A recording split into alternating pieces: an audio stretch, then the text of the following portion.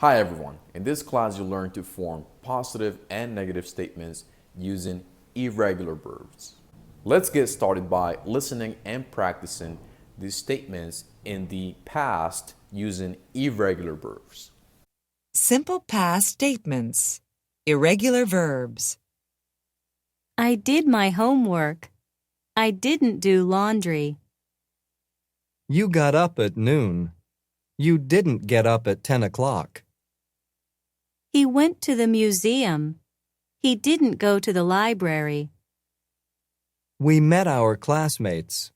We didn't meet our teacher. You came home late. You didn't come home early. They had a picnic. They didn't have a party. In English, we have two types of verbs.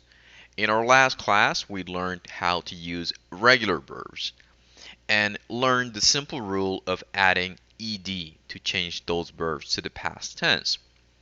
We also have irregular verbs, which are more complicated because there really isn't a particular rule to follow. You will need to learn them and memorize them. To form positive statements in the past using irregular verbs, we will follow the same formula as with forming positive statements with regular verbs. Subject plus verb in the past tense plus complement. On this chart, you can see a few examples.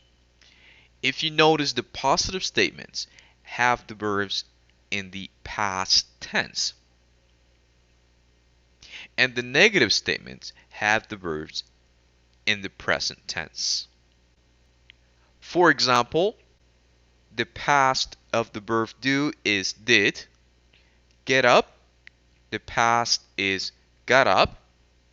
Go, the past is went. Meet, the past is met. Come, the past is came. Have, the past is had. Let's analyze the first example. I did my homework. First, we add the subject I. Then we include the verb in the past tense, did. Finally, we add a complement, homework. To form negative statements, we will follow this formula. Subject plus didn't, the auxiliary didn't, plus verb in the present, plus complement. I didn't do laundry. First, we add the subject I. Then we add the auxiliary verb to form negative statements in the past.